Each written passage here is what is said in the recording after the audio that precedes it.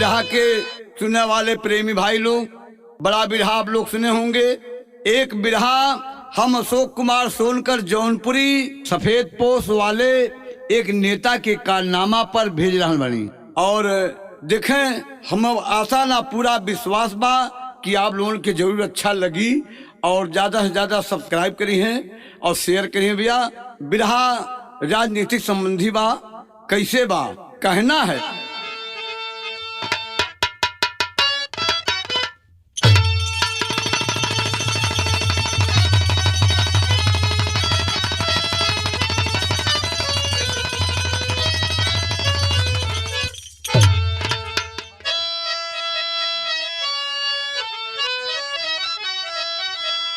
जुल्म करना तो सबसे बड़ा पाप है, उससे दोषी सहन करने वाला कहाए।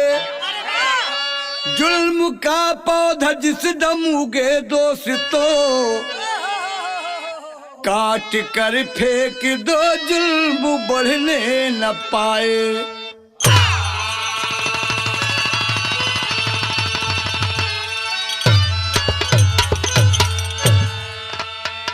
जुल्म को रोकिए द्रौपदी साथ में, द्रौपदी नग्न रोती सभा बीच में। द्रौपदी के कंदल से नभ रो दिया, लेकिन आई दया ना जरा नीच में।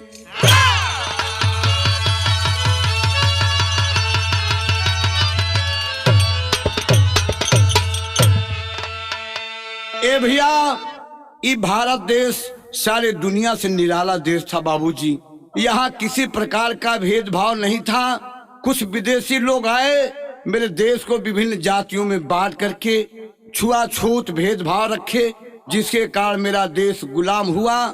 ए बाबूजी, किसी तरह से मेरे देश को बड़े तपस्या बलिदान के बाद देश को आजादी मिली कि आने वाला दिन अमन चैन से बीतेगा। लेकिन आज कौन अंग्रेज का खानदान है जौन आए दिन चोरी हत्या पाप लूट डकैती बलात्कार बाबूजी ना रुकत। या लिए एक छोटी सी कहानी बा आप लोगों के बीच में, कवि के लिखना पड़ा। कैसे मास्टर तर्ज बा।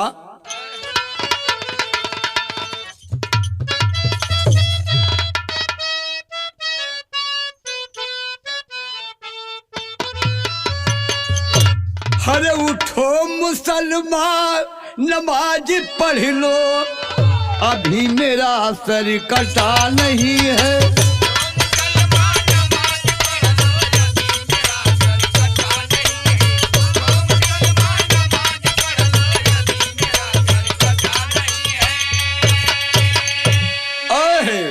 इसी भाव में कहना है, ओ सीना बेकार है जिसमें हर क्रांति का उन्माद नहीं है।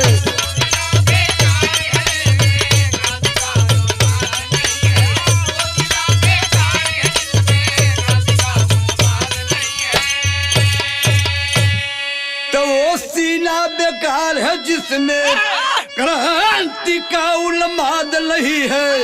अरे लड़ने वाला डर जाए, वो वीर की औलाद नहीं है।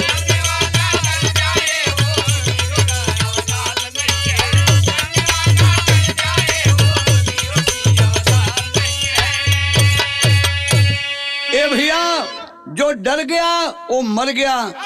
एक छोटी सी कहानी आपके बीच में, कैसे बाबूजी कि रुकता न कभी सूर है बादल के छाँव में,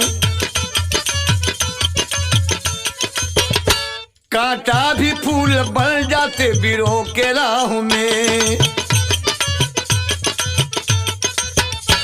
जब तक ये जुल्म सोच अत्याचार चलेगा,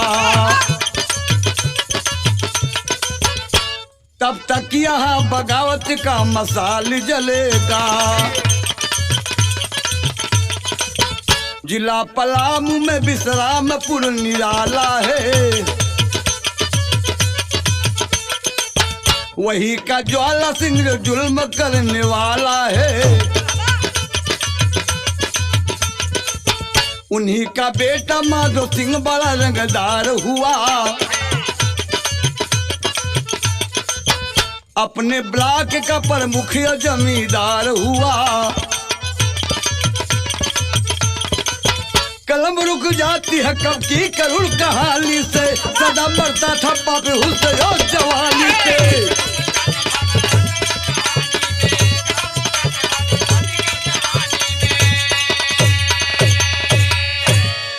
ए बाबूजी, बात के जरा से समझ लें।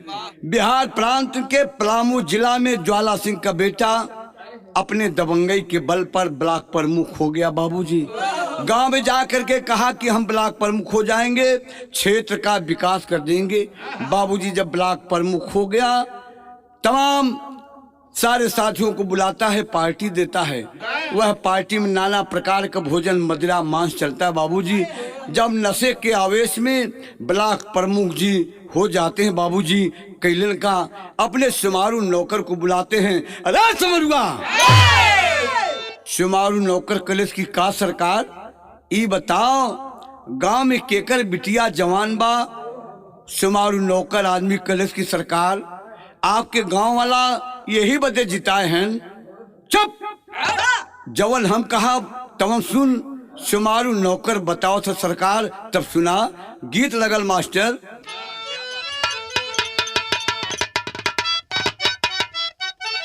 ओहो, कि माटी खन्ने गईली, वही माटी खनवा हलरतयावे, लारे जो बनावा हलरतयावे।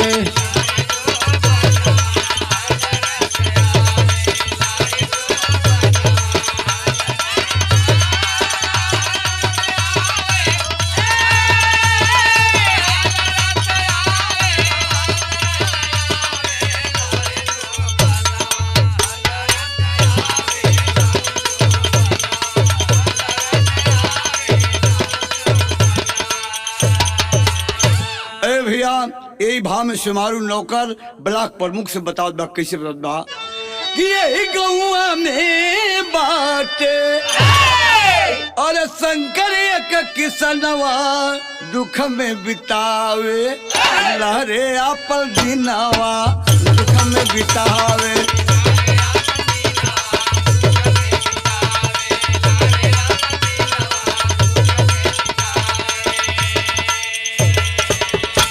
छावले गरीबी बाट फूस के मकानवा,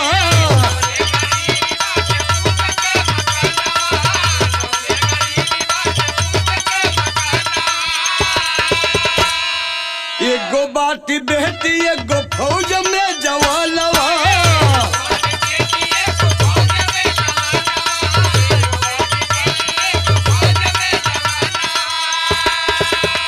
और ज्योति बिटियावा के पड़ गवानवा दुख में बितावे, लारे आपल दिनवा दुख में बितावे।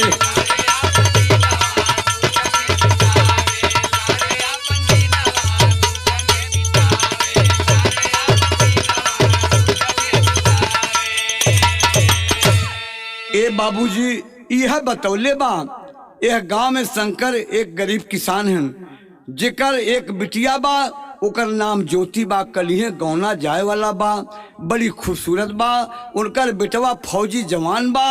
अर्जुन गौना का सारी तैयारी हो चुकल बा, सब जगह न्योता पहुंच गल बा। बाबू ब्लॉक प्रमुख जी कहते हैं, रस मारू जा बुलाला। शुमारू नौकर आदमी दौड़ते हुए जाता है नंगे पांव, कहता शंकर भैया आपके ब्लॉक प्रमुख जी बुलेलन हैं।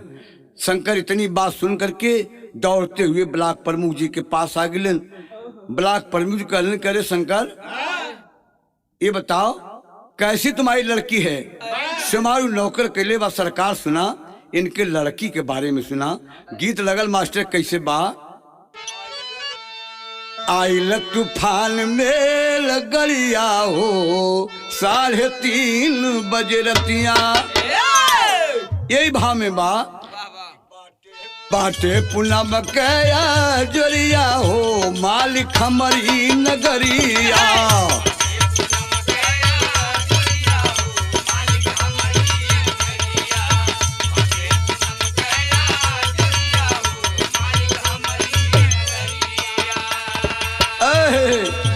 इतना ना ओकर कैसन रूप रेखा बा मालूम मलयली से मुखड़ा बनल बा।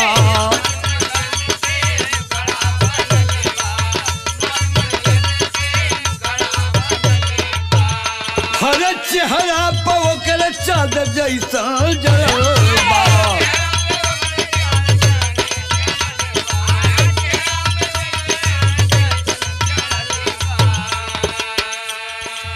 शंकर किसान का छोकरिया हो माली खमरी नगरिया।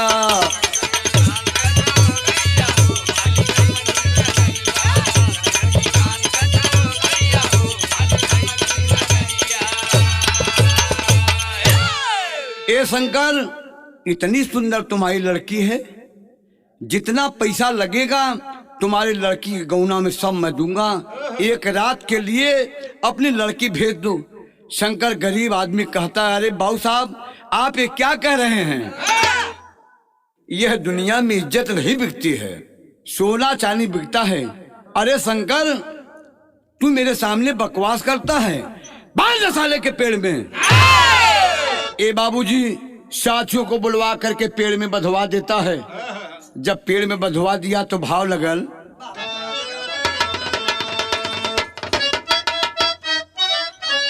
बाबा कि बुढ़िया अब बूढ़ावा के पेड़ावा में बांधी दिहले, मारनी लागे कोड़ावा कम्बार हो राम। तब हो नाही बेचे शंकर यादव जी जतिया, रूहे लागल संजय कुमार। ए बाबूजी शंकर के पोता संजय जौने के उम्र 10 साल बाप पता पौले बा कि हमरे दादी दादा के माधो सिंह ब्लॉक प्रमुख पेड़ में बंधवा करके मार रहे। बाबूजी दौड़ते हुए आता है और बाबू साहब के पैर पर गिर जाता है। बाबू साहब ऐसा ठोकर मारते हैं ये बाबूजी गिर जाता है, लहू लुहान हो जाता है। और क्या कहते हैं, कहते कि और देख तेरे सामने मैं क्या करता हूँ, तुम बात मानते हो कि नहीं मानते हो? ये बाबू शंकर कहले बा कि हम गरीब के पास इज्जत से बढ़ के कुछ ना होला। कैसे मास्टर? कि इज्जत से बढ़ के बाबू नाही कौन धानावा रे, नाही कौन धानावा हो। भोले जइहा जानावा हमारन हो राम।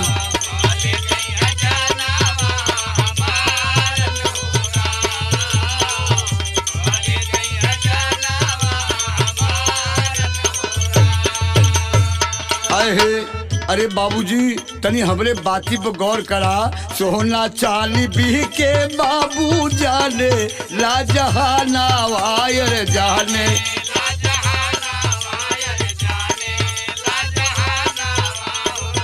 इज्जत नाही बिकेला बाजार लो राम।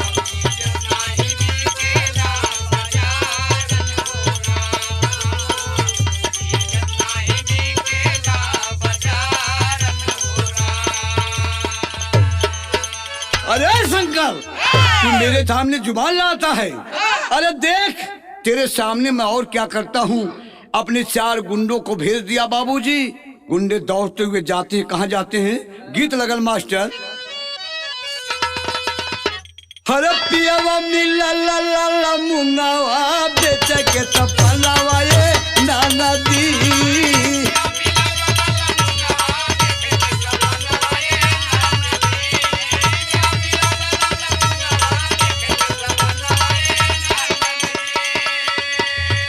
ए बाबूजी भाव स्तर पर गौर करी हैं। माधो सिंह भैल सयतनवा मन कहनवा रे पपिया।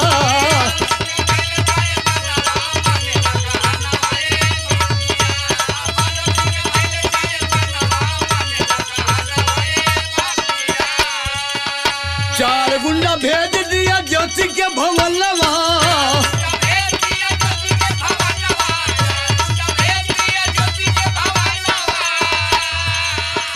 जबरी पकड़ी लाया पापी समनवा,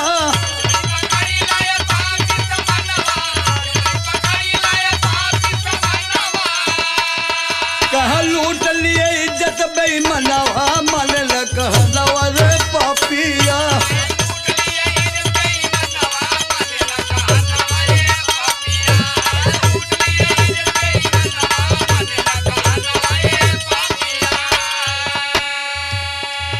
कहा रोई रोई शंकर कहा मान लीजिए कहलवा,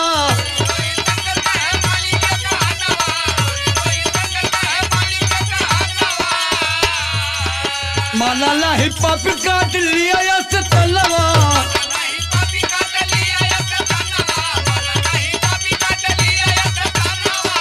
थोड़े गोलिया का कैला लिसनवा, माधो बेईमानवा रे पापिया।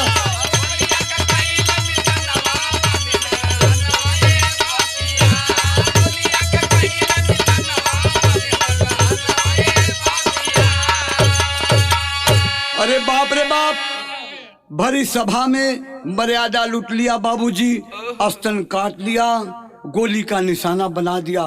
ना बर्दाश्त भल, शंकर कहले बाप, अरे चेहरा में माधो सिंह मेरा बेटा जब आएगा, अरे ब्रह्मा भी बचा ना पाएंगे, फिर भी न तू बच पाएगा। अरे अरे बाप रे बाप, इतना बतिया सुनते बुढ़िया बुढ़वा के भी गोली के निशाना बना दिले बाप। चार चार लाश गिर गई बाबूजी, कोई बोले वाला गांव के ना बा। पता पोले बा शंकर का बहू अर्जुन जौन फौज में भर्ती बा, जौन ओके आज आवे के बा, बहन के गौना का तैयारी करके बेचारा वो तैयारी के लिए बा आ रहल बा, लेकिन अर्जुन का औरत छाती पीट पीट करके बाबूजी कैसे रोत बा वह भरी सभा में।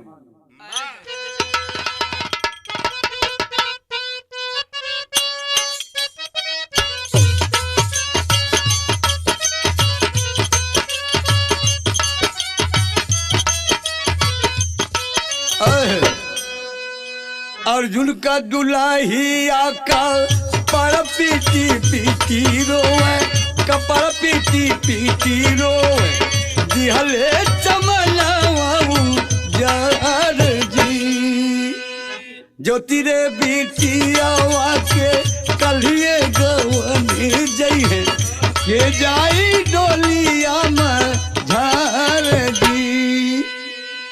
अरे बाप रे बाप, ज्योति बिटिया का कलिया गौना जावला रहा। एक रथिया के केहू ना ढोवैया बाटे, कैसे जाइला से आत्मसान जी।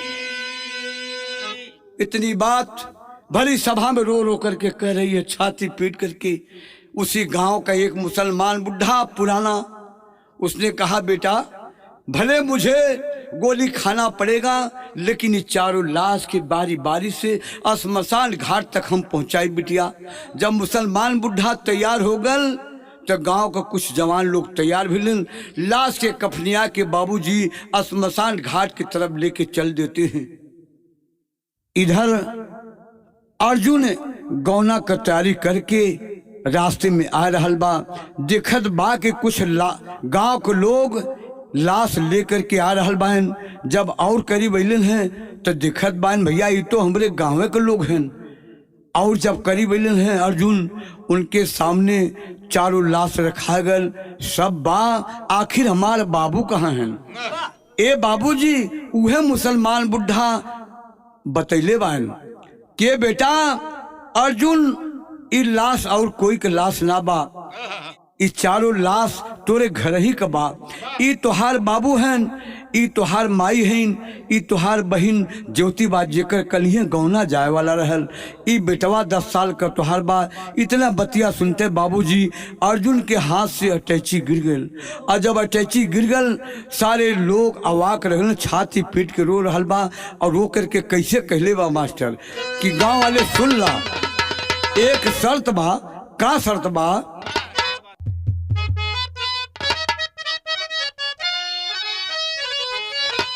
हो जलैबे ना बाबू के लसिया, जबले माधो के तलवा ने आग लगैबे जलई बेला मधु के लसिया।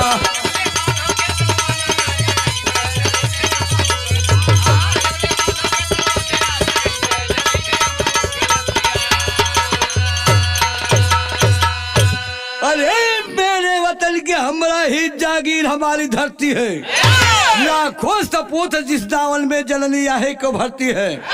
मर मिटने की परवाह नहीं, घायल परवाना जलता है। जिस ओर जवानी चलती उस ओर जमाना चलता है, अरे जमाना चलता है। ए बाबूजी इतना नारा जब दिले बा अर्जुन, गांव के सारे लोग तैयार हो गए। और जब तैयार हो गए तो अर्जुन कहले बा, कैसे का के ले बा, पापड़ भाव मास्टर।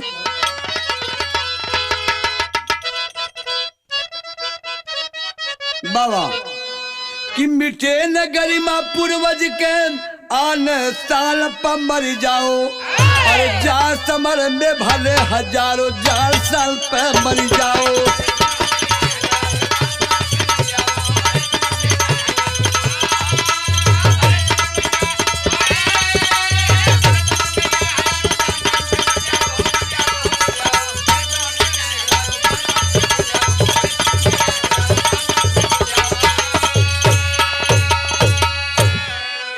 ये बाबूजी एकता और संगठन में इतना दम होता है, सारे जब साथी इकट्ठा हो गए बल मिल जाता है कि पहुंच गया माधो के घरवा। अरे बोला डपट के बोली हो, अब काट लिया दोनों भैया। अरे मारा सीने गोली हो, मचा ताल का जुटे पुलिस कप्तान, साल पर मर जाओ। जहाँ समर में भले हजारों, जान साल पे मर जाओ।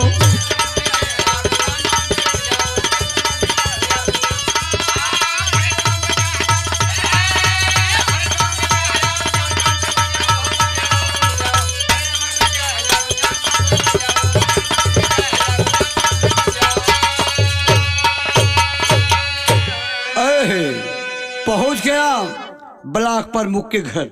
अरे माधव सिंह तुरंत नीचे आ जा।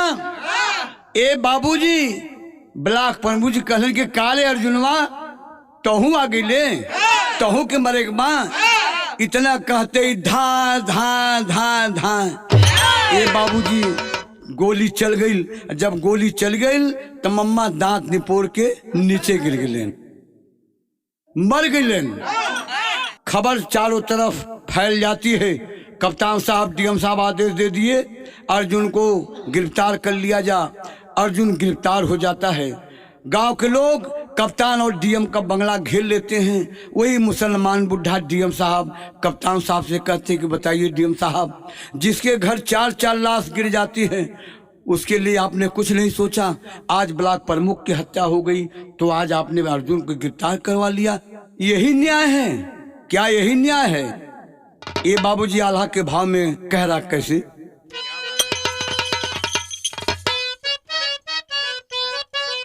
बाबा बदल के मास्टर।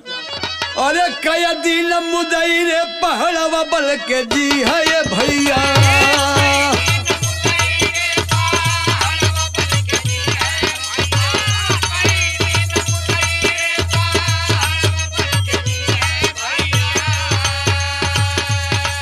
बाबूजी अरे यही मुसलमान बुढ़ा कह रहा है कप्तान साहब डीएम साहब के सामने, कया दिल मुदई रे पहलवा बल के जी है ये भैया।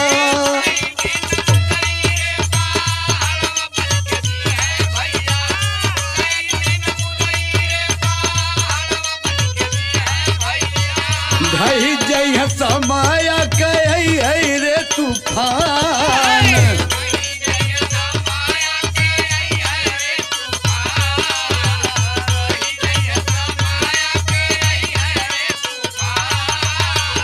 कया दिल फुलवारे छी पैया पर खुशबू भैया।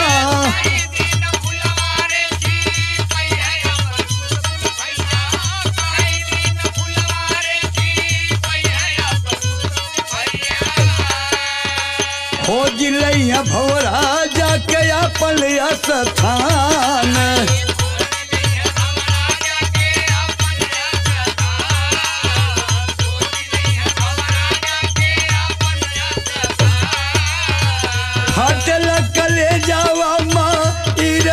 धरती के भैया।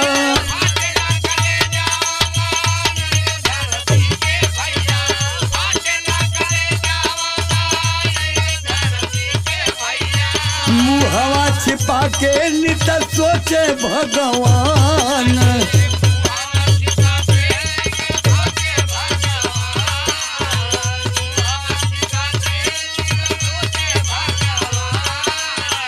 कबले जुलुमावा होई है रे धरती पे भैया।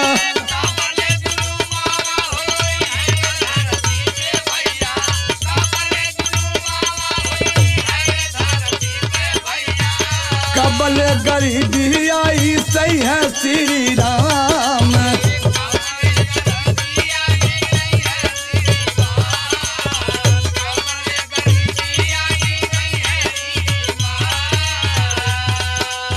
सुन के सारी बतिया का लटर साहब भैया।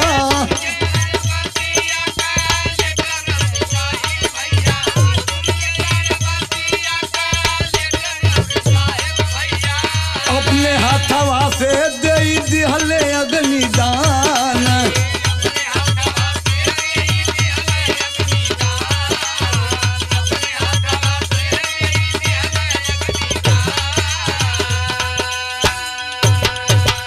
ए भैया कप्तान साहब डीएम साहब जब सारी बात को समझ जाते हैं कि सच्चाई यही है, ब्लॉक प्रमुख ने बहुत बड़ा न्याय किया है, तो आज मैं वही करूंगा। न कोई किया है न कोई करेगा।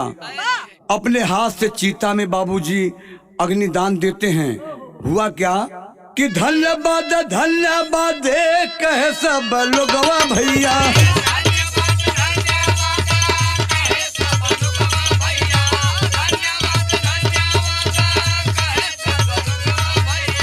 यही से कलमिया होली खाती दास्तान।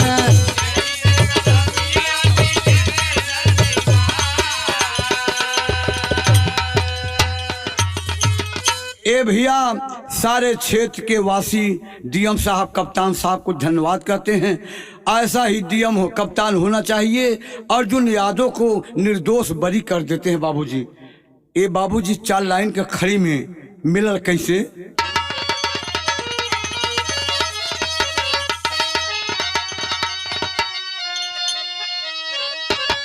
कि राजनीति के देखले छुटल आई मितवा। तो भ्रष्ट नेता गैल दसवा के खाई मितवा।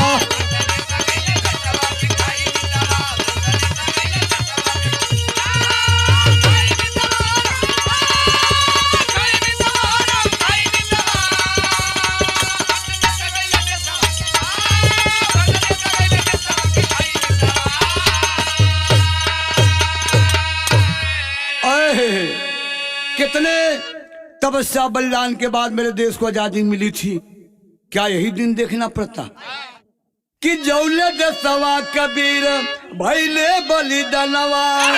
अरे वही देशवा के लूट रहे बेईमानवा।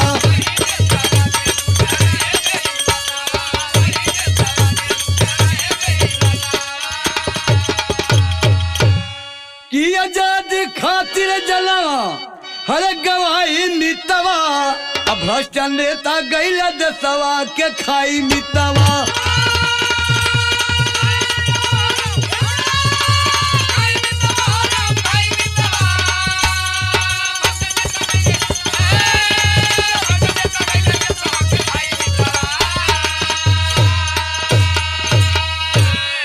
गुरु बिहारी गुरु पत्तू पति राम रामधार। अशोक की नैया के गुरु लगावे पार। हो जलाई बला बाबू कलसिया। हम जगदीश का गुणवाना तो दिलवा हो जलाई बला बाबू।